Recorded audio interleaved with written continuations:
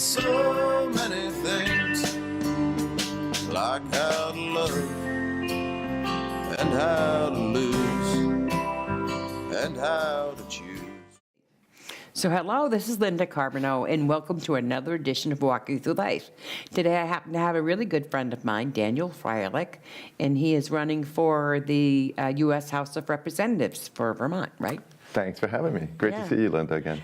Yeah, I'm glad you came too. So we're gonna have several subjects we want to talk about, but the first one that I'd like to talk about is gun control. I mean, did you see the students that left all their shoes out at the Capitol there? All of them left all their shoes out there. You know, I didn't see that. I actually went to the Brattleboro High School walkout.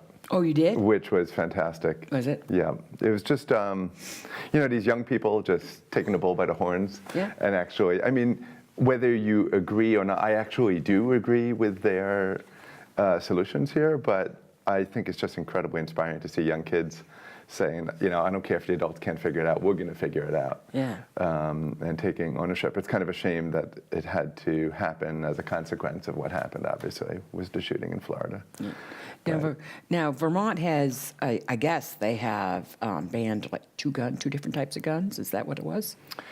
Well, nothing has passed so far. I mean, the Senate and House both in Montpelier passed bills, but they need to reconcile because the bills are different, and we need to find out if the governor is going to sign those.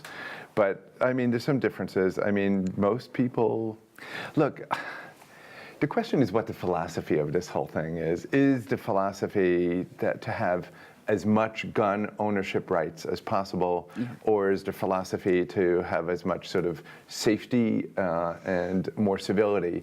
And I kind of feel that it's a mixture of both.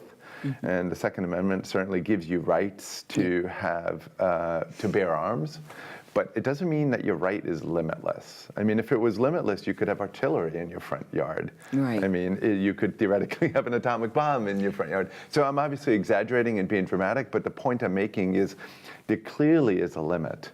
And the Second Amendment doesn't say that you can arm yourself to the teeth as much as you want without any limitations. It's kind of like speed limits. Yeah. I mean, if everybody traveled, even if they sped, they were safe, we wouldn't have to have speed limits. But you need to have laws, and it's true that they restrict people's individual rights. Yeah. But they do it in order to create some semblance of safety, like, in a civil society. So I'm not at all a believer in unfettered, free access to whatever gun you want. I absolutely, because that's what happened with the school shootings. Is they got a hold of those, what was it, machine guns or whatever? Yeah. How did they get it?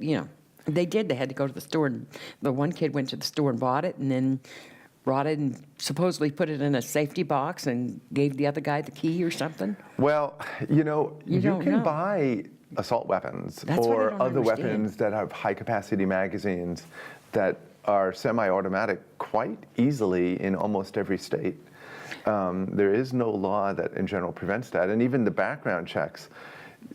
The bill that made background checks is called the Brady bill. Remember, Brady back in the day got shot, but there's a loophole for private sales.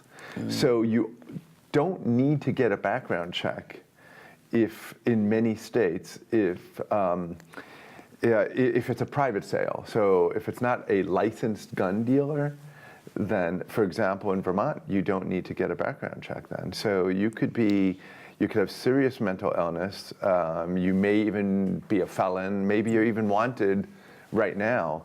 And if you buy it from a friend or you go to a gun show or whatnot, someone just sells it to you, there's no background checks required in Vermont. So my personal opinion is that assault weapons should be banned. I don't think that for self-defense at home and for sportsmanship and for hunting, you need a semi-automatic weapon, which was designed for war or some similar weapon. So I'm very much against assault weapons, and I think there should be a ban. Australia banned them after they had a big mass shooting in Tasmania in the 1990s, and their homicides and their suicides from guns has gone down enormously. I know that there are people out there listening to this in Vermont who get really mad at this and like, well, why are you trying to take my weapons away? I'm fine. I'm a law-abiding citizen. Why? I mean, it's true. I have an AR-15 or other high-capacity weapons, and I do it legally. So why are you abridging my right? And it's back to the same thing what I said about speed limits. You just sometimes, that's just part of being part of a civil society. And I think that, we got to be a little bit more not political, a little bit more patriotic, a different P word. And sometimes you can't just think about your own individual rights. I understand, I would like to be able to speed if I could, but there are limits. I would like to have whatever weapon I want, but there are limits because it doesn't work for us as a society. Well, one thing I can compare that to, too, okay, so growing up, I had epilepsy, right? So when you have epilepsy, you can't drive. Sure. But that's because of a medical reason. And when I think about automatic guns and people with mental illness, this is what I think about. And I can say this because my husband and I both have severe mental illness. And a part of that is delusions or not knowing what we're doing or whatever. So having a gun around is extremely unsafe for both us and for others. And I don't know how you can say, okay, if you can look at somebody and say, okay, they got mental illness, we don't want to give them a gun. So, but I think that banning the automatics and the semi-automatics and that, I think that's a better way of going than just trying to, keep them legal because people want them legal. But I mean, that doesn't include like the shotguns you use to hunt or the ones that you use for safety at home. Right. Right. So, but that's what I don't understand is why do they need them? Well, because they want them, honestly. I mean, I don't think there's more to it than that. I mean, I think you are so insightful, Linda, about it. I mean, like you say, you know that you have mental illness, and you know that there can be delusions, and you know that that could put other people at risk, and therefore you have insight to know that you probably should not have access to weapons. So when people want solutions, sometimes they say you need more mental health screening and all that. I'm not disagreeing. Of course we need that. We need better mental health treatment and all that kind of stuff. And I think we're going to talk later on about medical illness and substance abuse and all that. But you know as well as I do that even the best psychiatrists in the world can be fooled. And even when you have serious mental illness, on Monday, you might be just fine. On Tuesday, you may have the delusions, and you may get really good at faking it and sort of, faking it until faking it until you make it. And or you can snap just like that. Correct. I mean, I know you know about PTSD too. Sure. So, and that's something that concerns me too, because that can be something that would automatically pick something up to shoot somebody with, or something with that if you find yourself in a dangerous situation. Sure. So yeah, I mean, there's too much of danger zone, and look at all the violence that we've had over the past 10 years. It's been just growing. Sure. But people, Linda, say that in Vermont there's not too much of it, that much of it. First of all, there still is a decent amount of gun-related violence, but I acknowledge that it's less than in most places, but that's not the point. It still doesn't work for us as a country. And look, so yeah, we do need better mental illness treatment, like you said, but you can't rely on that. That's sort of like, first of all, don't have the guns in the first place, and then people who have mental illness who slip through the system are less likely to have access to them. And then another one that kind of drives me crazy is, of course, we should have delay, time periods with a delay after you purchase a gun. They're called waiting periods. And because, look, I work in the ER as a physician, and I see patients all the time who are in a rage for whatever reason, either because of mental illness or some conflict they're having in the family or with a lover, a relationship, whatnot. And over time, days to weeks, usually the intensity of their rage goes down and it becomes safer. So I see no reason why there shouldn't be waiting periods that are reasonable. You want to go buy gun X, go purchase it, and it might take a week before it can, you can go pick it up, or 2 weeks or something like that. There usually is no emergency. And if there is an emergency, because for some reason maybe your ex-husband is sort of stalking you and you might want a weapon at home, you should be able to make a special application to get it earlier, and you would get more screening. But in general, there certainly should be waiting periods. And I think this is kind of like common sense. Yeah. And what, maybe there are people that are worried about, being shot at or somebody coming at them, and that they should carry a gun. And you're not saying that they shouldn't, for like a regular handgun or something. But I think the ways that we protect ourselves too, there's other ways. I mean, I have found other ways of protecting myself, I mean, I actually read a book just recently. I interviewed this lady, C.J. Charlotte, that wrote a book about the badass girls, her guide to dealing with predators. Right. And she actually talks about how you can identify them, and how you can stand up for yourself so they're not going to make you a victim. Sure. And things like that. And I think if there's more, kind of like self-talk or talk between people about that issues too, we might feel safer as women, as citizens. We might feel safer if we can learn how to not only physically but mentally defend ourselves. Absolutely. Yeah. I mean, I kind of don't believe that I think there should be a concealed weapons ban. Yeah. Meaning, I don't think most people should be able to walk around and go to JCPenney and go to the supermarket with a handgun hidden below their sweater or something like that. Well, what do you think about, what's that stuff? You mean like mace Yeah. or stuff like that? Sure, that's not lethal, and Yeah, but it might hurt somebody. it won't kill them usually.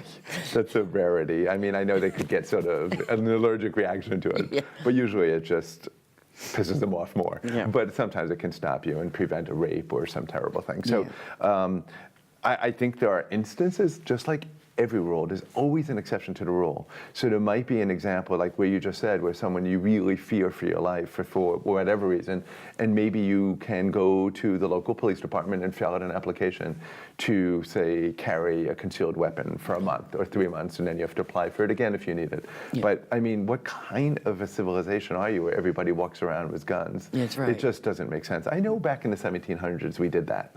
And so people say, they have this sort of nostalgia for what it was like back in the day. But you know what? That's just not modern society. What do you think about Trump in the NRA? I think my expression to you, I think very little of both of them. I think Trump is a narcissist, cares only about himself.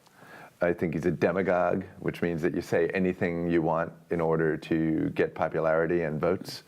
I don't think he cares about America, certainly. I don't think he cares about everyday people. I think he cares about the rich who look like him.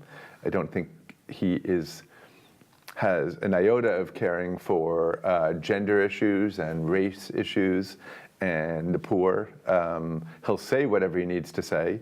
I think every thing that he advocates for is always a falsehood, and he touts it in some way. For example, the new tax bill that passed last year, it was a huge tax gift for the ultra-rich and to corporations. And what he does is, in order to fake it, it's sort of like you give a big gift and you wrap it all very pretty, and then when you get inside and you actually open a box, there's like a little M&M inside it. It's very similar. So he gave huge gifts to the rich and gave teensy-weensy little ones to everyday people in terms of tax benefits, but they actually lose much more in terms of benefits, which I think we were going to talk later on about opioids and sometimes Social Security and other issues. So all in all, the poor and the middle class got screwed. I mean, black and white. And the rich got huge benefits, and they'll just get richer. Yeah, and that's something I don't understand, because I know as Obama was in, that he fought very hard for bringing it so that wasn't, so the rich weren't getting, Sure. that, when he was cutting taxes. I just don't understand how now we went from Obama right to Trump, and it's just totally different. It's just like totally separated. Trump stands for exactly what Obama doesn't. It's just, it's a scam. Not only that, but it's just like quick. Right. Yeah. Well, I think it's funny. He tapped into. Everybody knows that poor people in the middle class are getting screwed in the United States and every year it gets worse and worse. I mean, everybody knows that. Obama at least tried to fight the tide. I honestly don't feel he was enormously effective, although he wasn't some. For example, Obamacare really, brought another tens of millions of people who didn't have insurance all of a sudden had health insurance. But at least he tried to stop the worsening, separation of wealth in our country. Trump, what he did is he recognized the anger of the population and then turned it around and scammed him and said, if you vote for me and what I'm going to advocate for is going to fix those problems, but in fact it's just going to make it much worse. You also asked about the NRA. Yeah. Yeah, I think there aren't many more evil organizations in this country. What does that stand for? National Rifle Association, I believe. So they're the ones that are actually fighting to keep their rights for the guns. Yeah. Yeah, I mean, I don't mind if there's reasonable fighting for Second Amendment rights in the context of what's good for the country, sort of what is a reasonable balance for individual rights and what works for the country. But they could care less about the country. They only care about one thing. I want my weapon. I want any weapon I want at any expense. And then they give tons and tons of money to politicians to advocate on their behalf. And by the way, that includes the congressman I'm running against here in Vermont, Mr. Welch. He's gotten better about guns, but he's taken NRA money, not much, but he's taken some, and I've asked and I've stated and recommended over and over that he return that money. What does he need it for?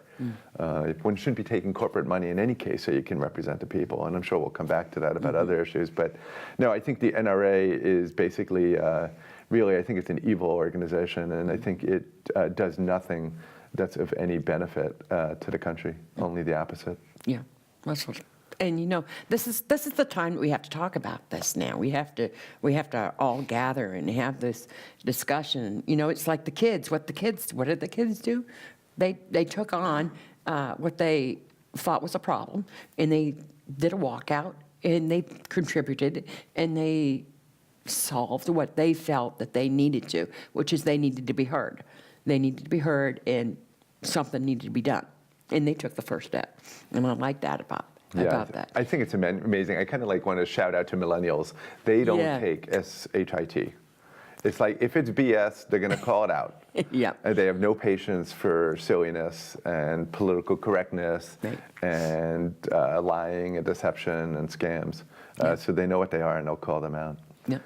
I think that's great. I think it's amazing. Yeah. We need more of that. And that's the Walk Until. That's a great setting for that, for being able to let people use their voice. So this is what I've been doing for many years, and I love it. And we were going to talk about Medicare, so I wanted to talk about this one individual that I had I have a friend on Facebook, and I saw him, and there was a picture of him, and he had said Medicare won't pay for my dentures or vision. So what do you expect? And then when you go into the comments of that, you see the comments before that saying, get some teeth, or don't show your face because you've got no teeth, or whatever it is. It was being absolutely bullied. But there's no funding for that through Medicare. And the thing is, you got Medicare, you got Medicaid. Medicaid will pay for it, okay, if you can get Medicaid, if you're on welfare. But if you don't, you get just Social Security disability. I mean, I would think that somebody would be able to come up with an exception to being able to, help people with things like that. I mean, I know I need glasses wicked bad, but I can't afford it. Linda, you should run for Congress, because what you're saying is common sense, and yes, you would think that someone should. Yeah. But the only should will happen is if you have people who advocate who care. And if you're bought out by the companies, you don't care. And if you care only about the rich, I promise you, Trump's friends, people he sits and eats dinner with every night, have really good dental care. Yeah, I'm sure. Yeah. And I don't think they bat an eye about whether they're going to be covered for dental. in the United States, we decided a long time ago for some reason, and I'll tell you my opinion as to why, that dental care isn't always included in health insurance. For some reason the mouth doesn't count. Yeah, It's absolutely ridiculous. it is, because I've seen people with welts in their mouths, they can't get the teeth removed. Or Terrible complications happen Yes. as a consequence of infections and all different other terrible things. Not to mention just your quality of life, aesthetically, of just not having. So, I mean, there's one simple solution. You make Medicare for all, not just for if you're 65, not only if you have dialysis or disability, but you should, everybody gets Medicare. And Medicare should be expanded to include dental. And it vision. should be expanded to include vision. It should be expanded so that the rates that doctors get paid for Medicare is the same as Medicaid. Personally, I want to cut down the rates that doctors get paid. I'll come back to that in a moment, because I think we as a system can't be paying doctors that much. But let's come for a minute. But you're a doctor. I'm a doctor. and primary care doctors don't get overpaid. I think they work incredibly hard. Yes. And they get paid a good, they make a good living. But surgeons, for example, and other certain types of subspecialists, we pay such astronomical amounts, maybe 4 or 5 times sometimes what a primary care doctor makes, and there's no reason for that. Maybe they did a longer fellowship, maybe it's a little bit more challenging to get into, maybe they should get paid a little bit more, 1.5 times, I don't know, that's all negotiable. But to pay them 3, 4, 5, or 6 times more, as a system, we can't afford.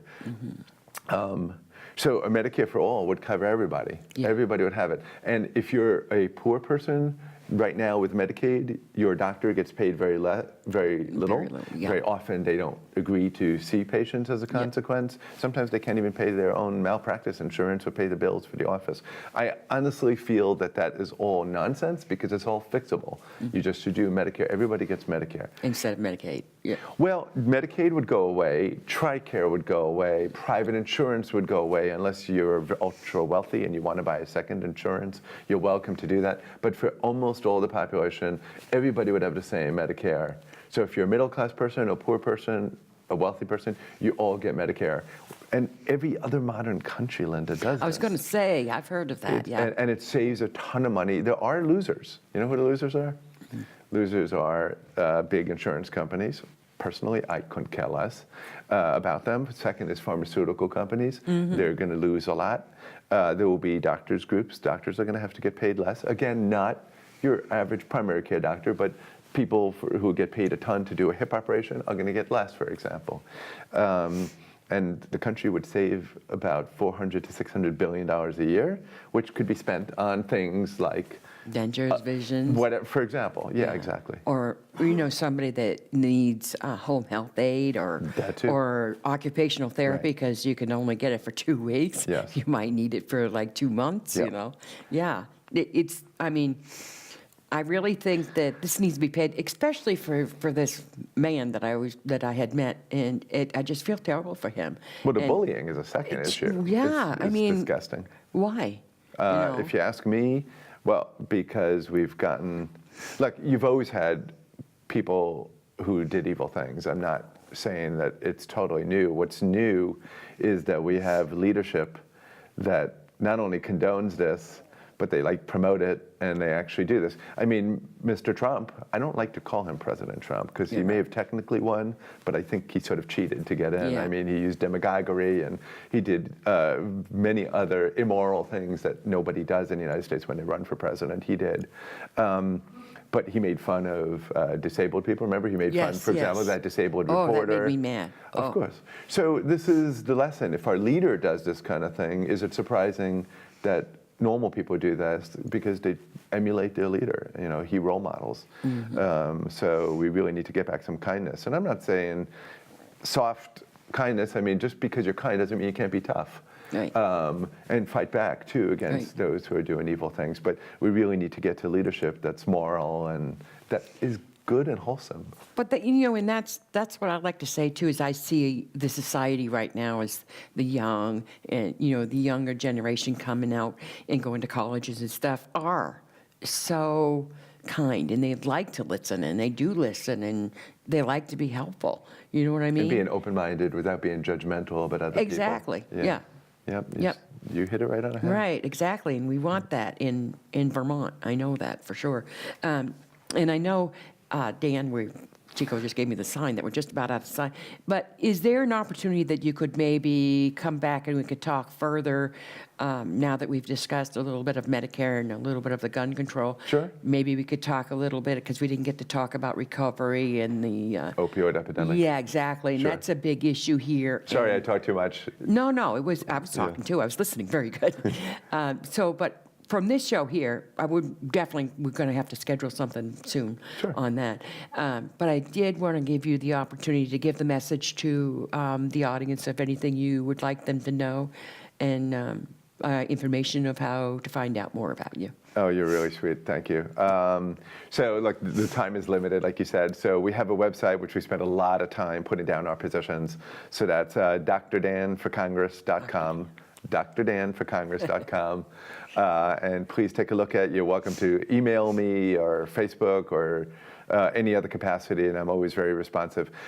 Look, what I'm trying to do, I'm running against our incumbent. He's been in here for 10 years. I'm just saying that we should step forward and kind of demand a better United States and a better Vermont and better representation. I take no special interest money. I don't understand the concept of being corrupt like that, and I don't think I'm any more special than anyone else. I'm just stepping up to do this, and if more people would do that, that actually would be a great start in the right direction to get better politics that works for us. So that might just sound like words, but you cannot get people in Congress to advocate for you if they're taking the money and BSing. So step number one is try to get them to fight for you. And I'd like to say to the audience, too, the reason that Dan is so special to me is Thanks, Linda. when he was running, what was it, a couple of years ago, I think? 2010. 2000, I guess it's been 2010, he came to my door and we were talking and stuff. And I had a friend across the driveway. And so I asked him, I said, come on over and say hi, right? So he went over there, and this woman, her and her husband and her child, she has a little girl, were telling Dan about how they were working class, but they didn't have enough money to pay their rent or get the child school clothes or whatever. And I seen you tear up from that. And it touched me, because never do I see politicians do that. Don't tell my wife. I tell her I never tear up. Yeah, but as a matter of fact, they don't come down to South Main. They Right. don't come down to South Main. Right. You were the first one and the only one that's done that, just so you know. So I think that shows a lot about you, caring about us. Well, thank you for receiving me, too. Yeah. No, really. We really appreciate that. So you've become one of my favorite guys. You really have. And I know Ted just loves you, too. And, you're always welcome to our house anyway. You guys are great. Thank you, Linda. And I heard we're having a barbecue this spring, summer, whatever it is. So anyway. That'd be great. Thank you. Yeah. So anyway, if you want to hear more, or if you have any other questions that you would like me to ask Dan on the next show when he comes back, feel free to email me at walklife@comcast.net. You can also shoot questions to Dan personally, and we'll talk about Recovery Month next time you come. That'd be great. That's okay? Yep. Okay. So anyway, this is Linda Carverno. We're saying goodbye today from Walking Through Life. We'll see you next time. That I'm taking brings me that much closer.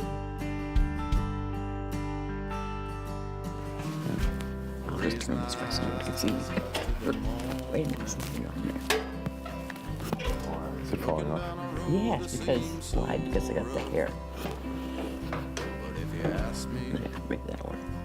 How's my hair look? Did you notice I got some grays? I didn't notice any.